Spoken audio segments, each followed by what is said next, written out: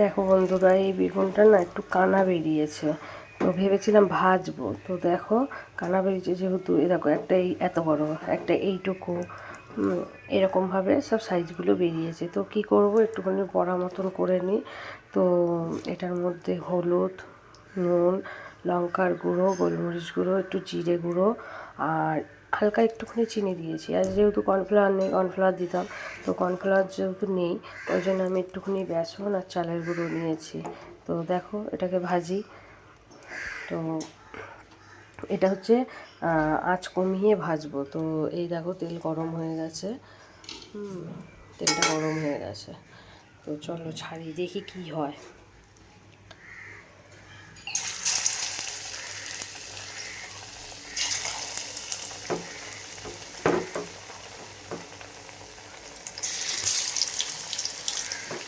এরকমই হালকা হালকা গায়ে গায়ে লেগে থাকবে, সেই মতনই ছেড়ে দেবো।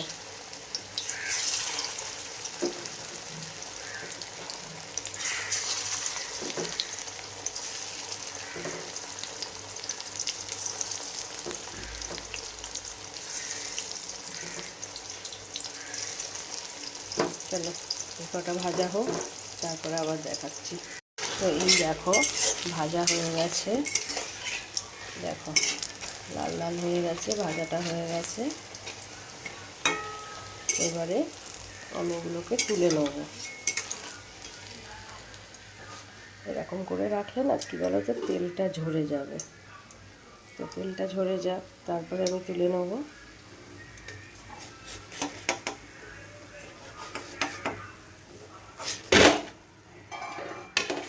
দেখো তুলে নিয়েছি। তো আরও কটা আছে, ওগুলো একটু ছেড়ে দিই।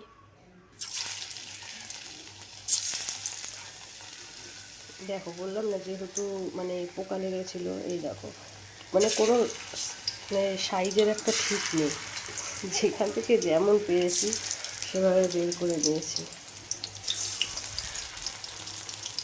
চলো এটাও ভাজা হোক।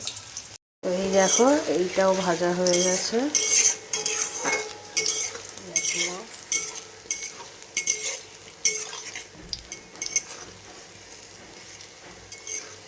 দেখো ভাজা হয়ে গেছে।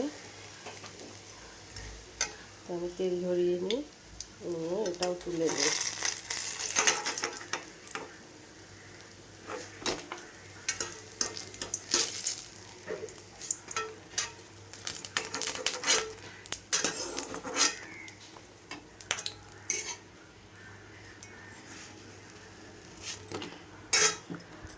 তো এই দেখো ভাজাটা, দেখো কমেন্ট করে বলো কেমন হয়েছে আমার এই ভাজাটা।